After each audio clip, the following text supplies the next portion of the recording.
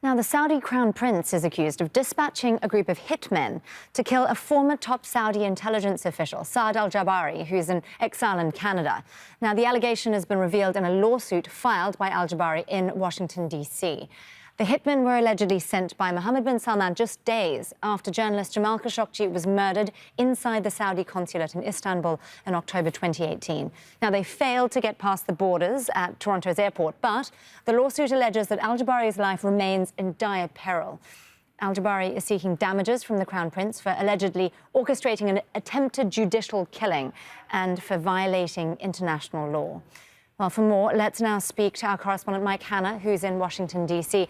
Mike, just what do we know about what's in this lawsuit?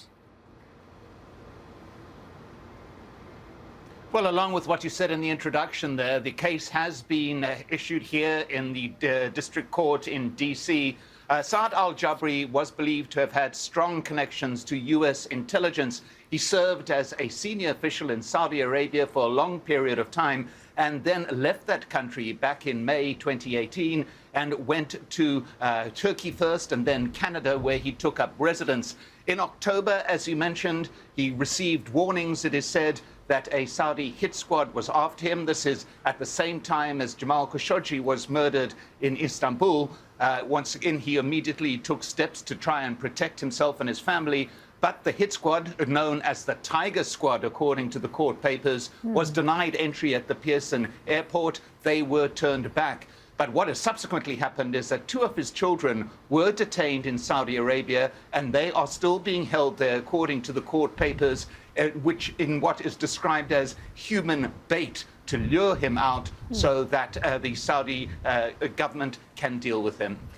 Mike, this was all filed in the US rather than in Canada. Can you talk us through why and where this goes from here?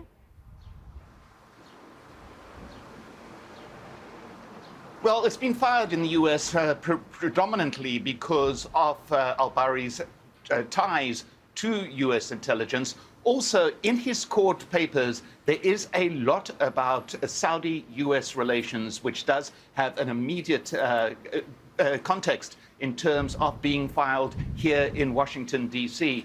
But what he is doing is seeking unspecified damages from the Crown Prince. And certainly this is going to be a long case. Obviously, the Crown Prince is going to deny these allegations, as will his legal representatives. But the court will be looking at all the details at this very, very long and very detailed court proceeding that has been brought before them. Al-Bari, as I said, seeking some form of unspecified damages from the Crown Prince for potential injury to himself and, of course, injury that has already happened to members of his family, according to the court filings, remembering, as I said, that 2 of his children are still being detained in Saudi Arabia.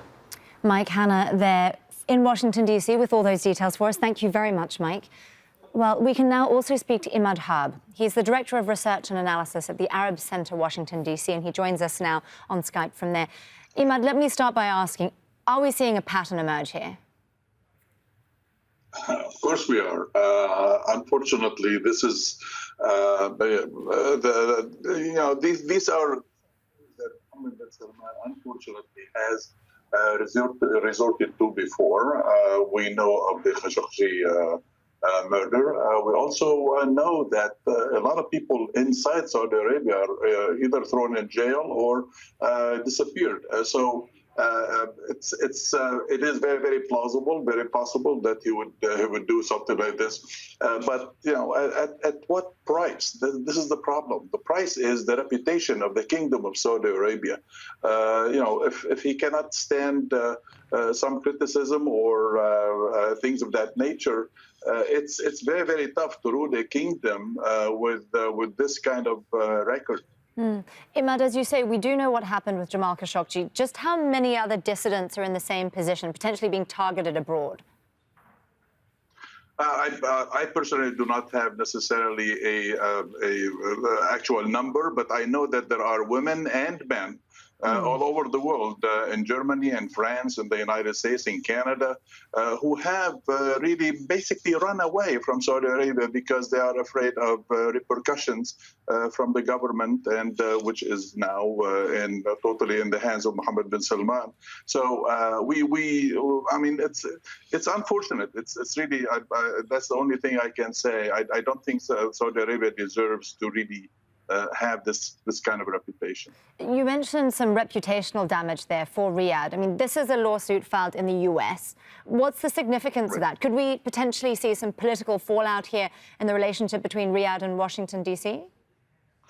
Yeah, this is really serious. You know, your reporter from Washington just mentioned that maybe al-Jabari thinks that since he has connections to American intelligence services, he probably has a better chance here in the United States. But honestly, I mean, you know, he has a better chance no matter what in the United States, because the United States government and specifically Democrats in the Congress are really demanding a lot of change in Saudi policy towards its people, towards Yemen, towards dissidents.